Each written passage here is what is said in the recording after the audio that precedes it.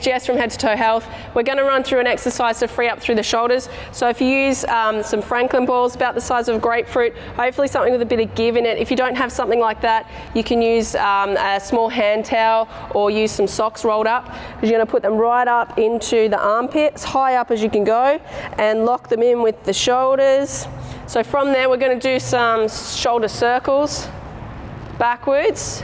Do about 6 to 8 of those.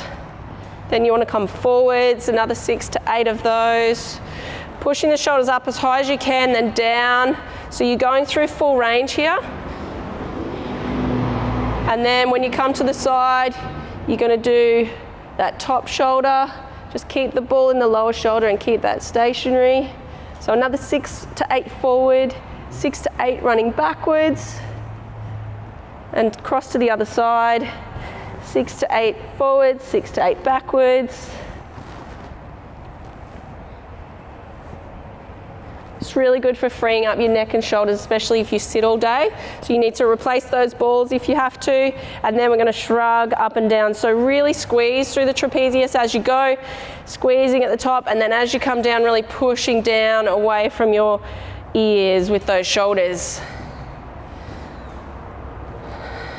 And breathing as you go, breathing in, coming up and breathing out as you go down. Take the balls away, just feel how those shoulders are. Hopefully that's freed them up nicely. Thank you.